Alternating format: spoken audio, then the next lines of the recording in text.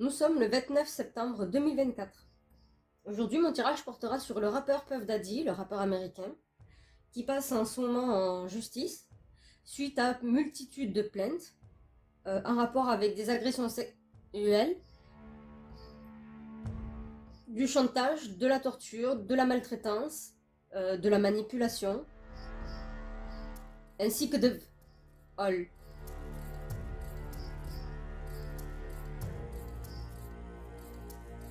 Je vais commencer par un tirage mental et psychologique sur ce rappeur, donc Puff Daddy.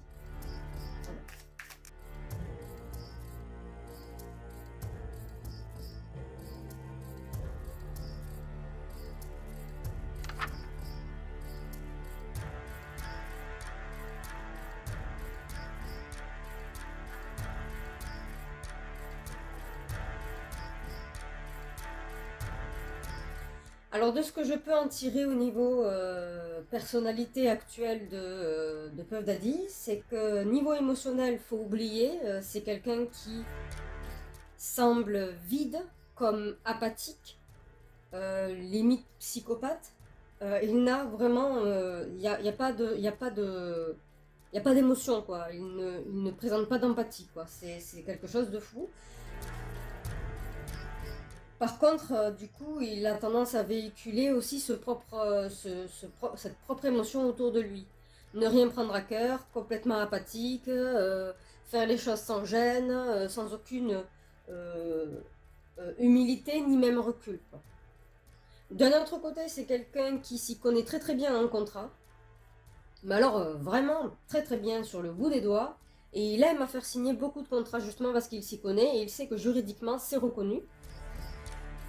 Et donc, je suppose pour se protéger, ou en tout cas protéger quiconque, ou en tout cas, voilà, mettre factuellement les futurs échanges sur papier, effectivement, il a tendance à éditer assez facilement des contrats, que ce soit un contrat de travail, un contrat de confidentialité, et ainsi de suite. Donc, niveau contrat, il a la main dessus. Il a une faculté aussi, c'est de rendre dépressif les gens autour de lui. C'est-à-dire que pour lui, la dépression, c'est la clé. La dépression, c'est la solution. Je ne sais pas dans quel but, je risque de tirer après, mais en tout cas, la dépression, ça lui parle énormément. Et pour lui, c'est une solution de rendre dépressif les gens, ou en tout cas de véhiculer cette chose-là. Il a beaucoup de facultés là-dessus, et il sait quelles sont les possibilités quand vous rendez quelqu'un de dépressif. En ce qui concerne mentalement, c'est un menteur invétéré et un très très très très gros menteur. Je ne sais pas s'il est vraiment pas loin de la mythomanie, mais en tout cas, niveau mytho, mensonge, trahison, il est très très fort et il est très bien organisé. Ça fait très longtemps qu'il pratique, que mentalement, en fait, il est très calculateur. Absolument calculateur et est capable de sortir des mensonges que quiconque avalerait. Vraiment. Il a performé dans ce domaine, hein. C'est comme ça qu'il est, mentalement, ce n'est que comme ça. C'est vraiment une coquille au cœur vide et à l'esprit sournois, en fait, hein, de ce que j'en retire là. Et une main, dans ses mains, il y a la misère, la dépression, la détresse. Vraiment, il touche une fleur, il la tue, hein, voilà. C'est l'impression que ça me donne, hein. Et au niveau de ce qui peut le faire réagir, comment dire, sans réfléchir, donc spontanément, sans aucune réflexion, impulsivement en un quart de tour, c'est lorsqu'on lui parlera certainement de... Je sais pas comment penser, mais... Soit de ce qu'il aurait vécu, ou de ce qu'il fait, et ou les deux en même temps. En rapport avec le fait d'apprendre à succomber à ses propres tentations. Je suppose que pour être ainsi, il faut l'avoir vécu aussi. Et bon, parfois, on ressort que soit on fait tout le contraire, c'est-à-dire on n'essaye pas de tenter quiconque, on sait très bien que c'est très mal parce qu'on l'a vécu, soit c'est l'inverse extrême, c'est-à-dire on fait vivre la chose à d'autres, amplifié. Mais en tout cas, si on lui parle de l'apprentissage de succomber au plaisir, aux tentations, aux drogues, sans aucune gêne, sans aucune limite, sans aucun recul, Ça peut le faire réagir au quart de tour si on pointe le doigt là-dessus. Encore une fois, je ne sais pas si c'est que le passé ou l'actuel, mais en tout cas, ça peut être aussi les deux.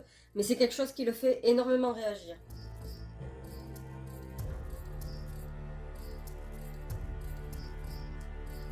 Alors, je ne change rien de ce que j'ai dit, c'est vraiment factuel, il est très professionnel au niveau des contrats, un bon menteur invétéré psychologiquement, il est très calculateur et manipulateur, effectivement, puisque de toute façon ça fait partie a priori de sa personnalité, en tout cas actuelle pour sûr. Ensuite, pour ce qui est de le fait de se dire que pour obtenir ce que l'on veut, il faut rendre dépressif les personnes autour que l'on souhaite, de qui l'on souhaite obtenir quelque chose. On peut rendre dépressif par plusieurs manières. Soit il y a une méthode qui prend beaucoup de temps, c'est-à-dire maltraiter psychologiquement quelqu'un avec qui l'on est constamment, ou bien en utilisant des substances, ce qui aide encore plus. Il semblerait qu'il aime à se tester, ou en tout cas qu'il a eu tendance à le faire à ses partenaires, je vais dire de cœur, même s'il n'en a pas vraiment en fait, mais bon, qu'il n'a pas d'émotion plus que cela. Ce serait plus un compagnon ou une compagne bien en dessous même d'un poisson rouge, quoi. Et il a cette faculté d'utiliser la dépression des gens, la détresse des gens, la misère des gens. Il a cette possibilité-là et il sait très bien le faire. Ah, et donc ce qui peut faire réagir spontanément, effectivement, je ne change pas ce que j'ai dit, c'est-à-dire le fait d'apprendre à succomber à toute chose, toute situation, tout désir, sans aucun recul, sans aucune humanité, sans aucune gêne, mais également aussi lorsque l'on pointe ceux qui l'ont initié ou ceux qui le protègent. Et là, ça le fait réagir au quart de tour. Il peut très mal le prendre, je ne sais pas à quel point il peut réagir, mais en tout cas, c'est quelque chose qu'il n'aime pas beaucoup qu'on lui fasse part. Donc si je devais résumer, c'est pas du tout une bonne personne, mais qui peut-être a vécu aussi de très mauvaises choses. Je ne crédibilise pas, je n'excuse rien quoi que ce soit au niveau juridique et tout ça. Mais par contre, le fait est que si mon tirage de personnalité est bon, ce qu'il est aujourd'hui n'est le résultat que de ce qu'il a vécu également à son tour. Par qui, j'en sais rien, mais en tout cas, il semblerait que ce soit le cas.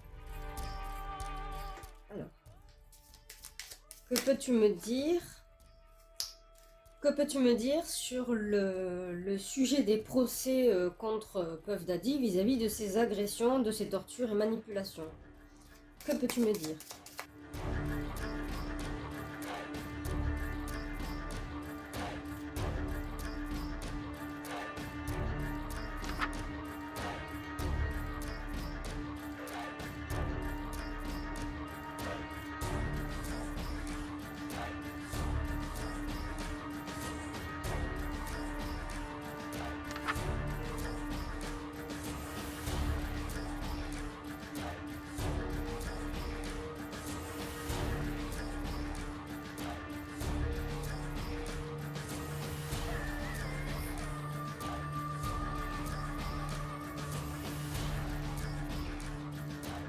Pour ce que je peux en dire pour le moment, en tout cas de ce que j'ai tiré là, ce que les cartes me disent, c'est que émotionnellement, donc j'ai dit, il a pas de cœur, il n'a pas d'empathie, il n'a pas d'affection pour qui que ce soit, si ce n'est peut-être lui seulement et ses propres désirs et plaisirs. Mais ce qui en fait un redoutable prédateur, cela dit. Par contre,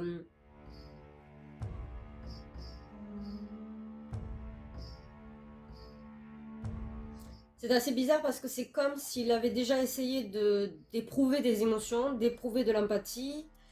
Mais c'est très bizarre parce que c'est comme si il n'y était jamais parvenu. Il est en conflit perpétuel avec lui-même. Il n'y était jamais parvenu.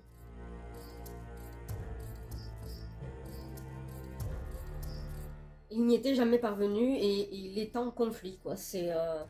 Alors, je sais pas si c'est au niveau familial en tout cas, mais il semble être en conflit perpétuel là-dessus.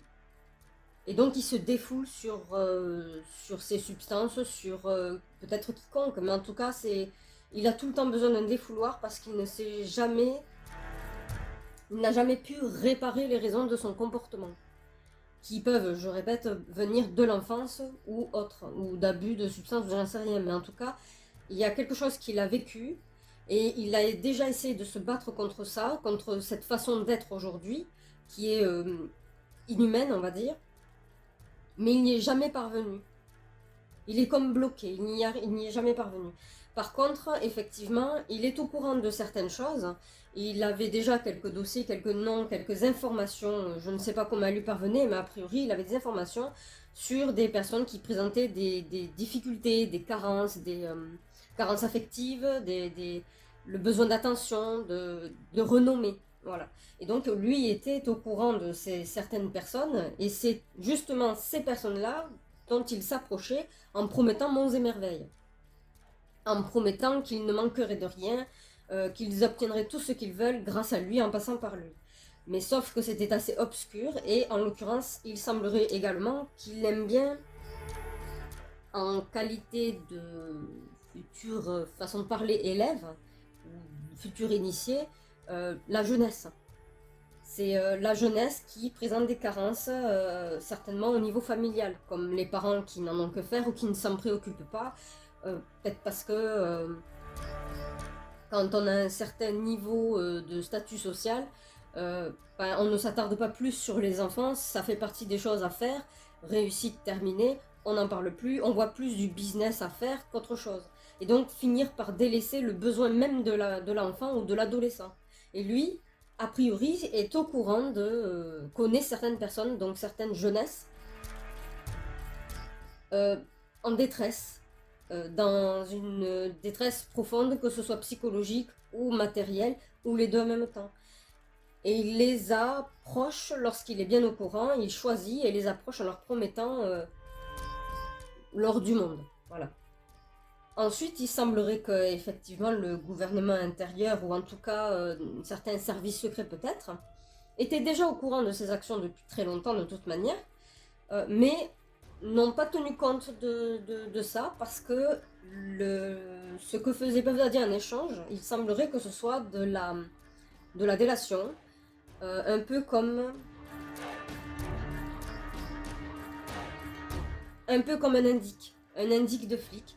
Ben, lui, c'est la même chose. Il obtenait des informations, puisqu'il peut obtenir des informations sur des gens, des personnalités, des jeunes ados ou quoi que ce soit, en carence affective ou en carence de tout court, hein, voilà, qui ont beaucoup de détresse et de dépression, justement, dont il s'approchait. C'est qu'il avait des informations et en échange, lui, fournissait d'autres informations dont les services secrets avaient besoin.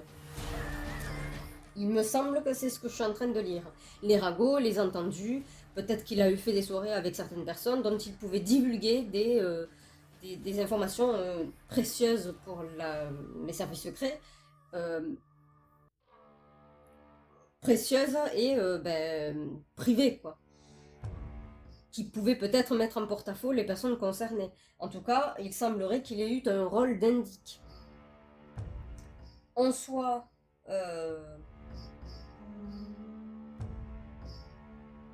il y a ce fait également qu'il n'a jamais fait preuve de tempérance, jamais eu fait preuve de stabilité, de sagesse, de recul. Lui, quand il a un problème, c'est la mort et la vengeance. Ou, dans l'ordre, la vengeance et la mort. Il est extrêmement rancunier, il en a déjà eu fait preuve, et il utilise n'importe quel moyen. Ce n'est pas obligé que ce soit tuer pour tuer, mais il semblerait que ce soit aussi tuer socialement parlant, financièrement parlant, au niveau de la notoriété. Parce qu'il a le pouvoir de le faire et qu'il a un très grand carnet d'adresses et qui apparemment il a un bras plutôt long avec d'autres personnalités que de simples producteurs ou de chanteurs, hein. C'est vraiment dans le domaine de la défense certainement, ou comme je l'ai dit, mercenaires ou services secrets, de ce domaine-là, quoi. Mais il semblerait qu'il ait le bras long, peut-être même qu'on va en entendre parler de toute façon. Mais c'est une personne très rancunière, et quelqu'un qui est rancunier et qui n'a aucune émotion d'empathie, d'humanité ou quoi que ce soit, bah, il va faire les choses sans aucun recul, sans aucune sagesse ou quoi que ce soit, juste parce qu'il faut les faire et parce que ça l'agace. Voilà, c'est quelqu'un qui a le pouvoir de le faire. Il a un sale caractère. Vraiment un très très sale caractère de toute façon. Et il ne se gêne pas pour le faire valoir.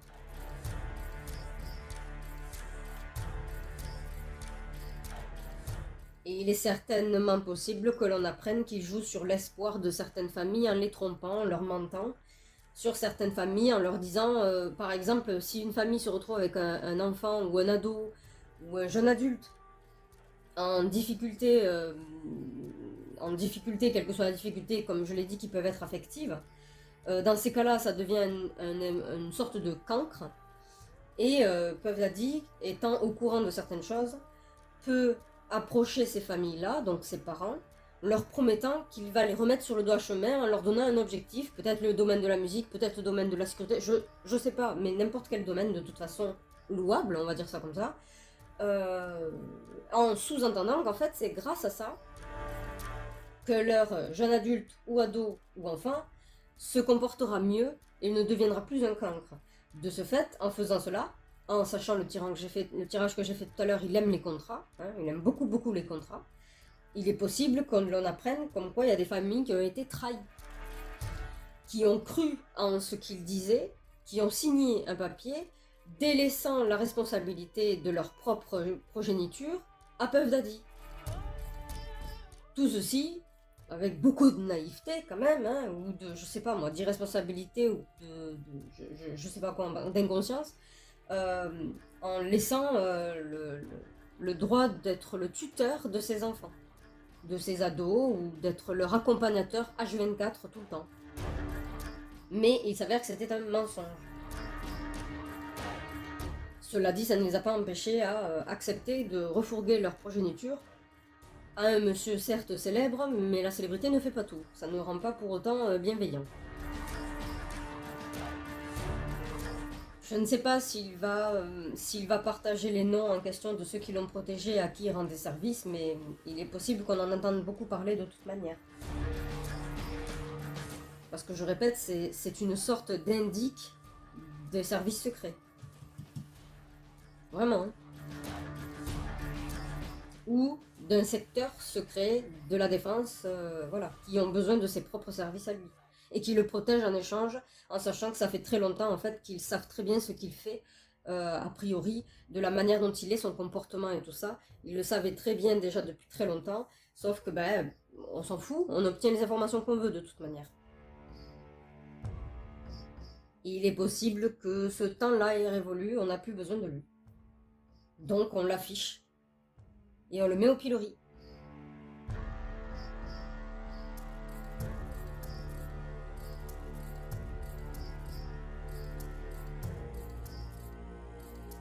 Il y a quelque chose qui s'est passé, hein. Il y a quelque chose qui l'a affecté énormément et qui l'a rendu tel qu'il est aujourd'hui.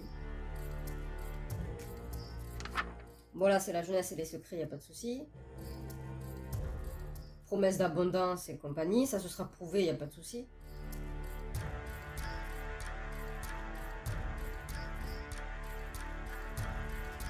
Les difficultés, l'inconstance et compagnie, bon ça ils étaient au courant, ils avaient besoin de ces services donc ils ne disaient rien de toute façon.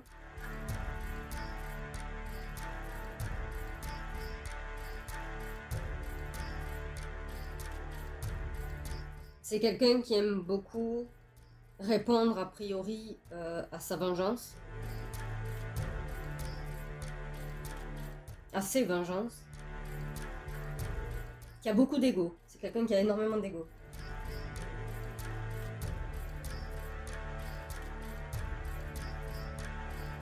Et il est possible que les parents ou familles qui ont, comment dire, délégué la responsabilité de leur progéniture ou de leurs membres de famille à ce monsieur, à ce rappeur, finissent par parler et expliquer en détail comment ça s'est passé. Donc on risque d'en entendre parler potentiellement. Ce sera l'apothéose, on va dire. Un peu comme le bourreau qui coupe la tête, quoi. Voilà, je ne change rien à ce que j'ai dit.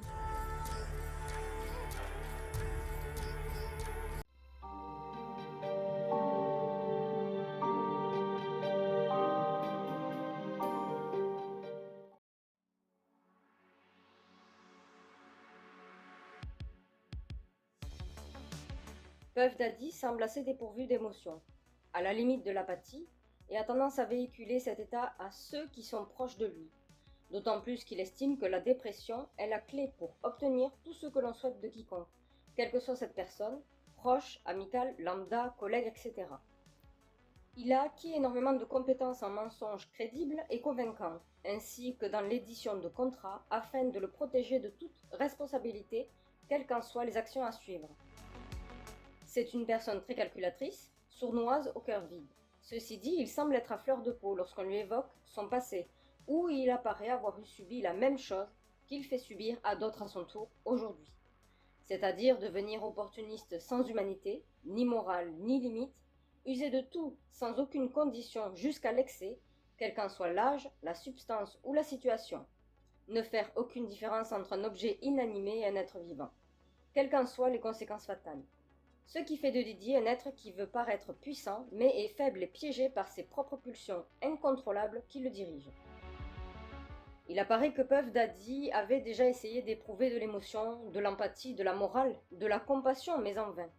Il n'y est toujours pas arrivé, car il n'a jamais pu réparer, soigner ou régler la raison, la source de son comportement. État qui le perturbe quotidiennement et rend son mental en conflit perpétuel entre les pulsions, les excès et le fait de vouloir devenir humain. Puff Daddy utilise son pouvoir, sa richesse et sa notoriété auprès de familles riches, puissantes ayant des enfants ou des adolescents à charge, pour leur proposer de s'occuper de leur progéniture, d'en être donc le responsable dans le but de faire de leur ado une personnalité aussi puissante et célèbre que Didi lui-même. Ce rappeur est tellement performant dans le mensonge et l'édition de contrats que les parents ou responsables de ces ados qu'il convoite le croient les yeux fermés et lui font totalement confiance. Ce à quoi ces mêmes parents acceptent l'offre, signent ce fameux contrat, saisissant l'opportunité de liberté à venir car soulagés que leur enfant devenu cancre à leurs yeux quitte le domicile et devienne quelqu'un plus tard. Mais il apparaît que certains de ces parents riches et puissants se retournent contre Puff Daddy, par sentiment de trahison de sa part, car n'étant pas au fait des pratiques du nouveau responsable de leur propre enfant. En dehors de ça, Didi avait accès à des informations très personnelles et importantes sur quelconque personne qu'il convoitait, surtout la jeunesse en détresse psychologique et ou matérielle, afin d'en déterminer leurs points faibles et leurs rêves pour les utiliser à son intérêt personnel et avantage. Les services des forces de l'ordre étaient bien au courant de ces actions, même les plus illégales, et ou amorales et ou inhumaines. Mais ces services n'en faisaient rien car Didi leur servait d'indic, donc un indicateur, de fouine, de top, en fournissant des informations retenues sur d'autres personnalités importantes ou pas, laissant le libre accès aux pratiques de Didi.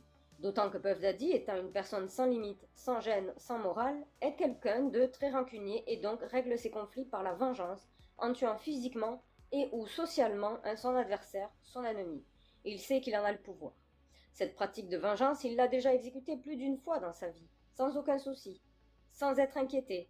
Il s'avère que l'on risque d'entendre des noms de certains avec qui il travaillait, avec qui il avait passé contrat. Ajoutez au fait qu'il est probable qu'aujourd'hui Didi soit condamné et condamnable, car les services secrets ou similaires n'ont plus besoin de lui.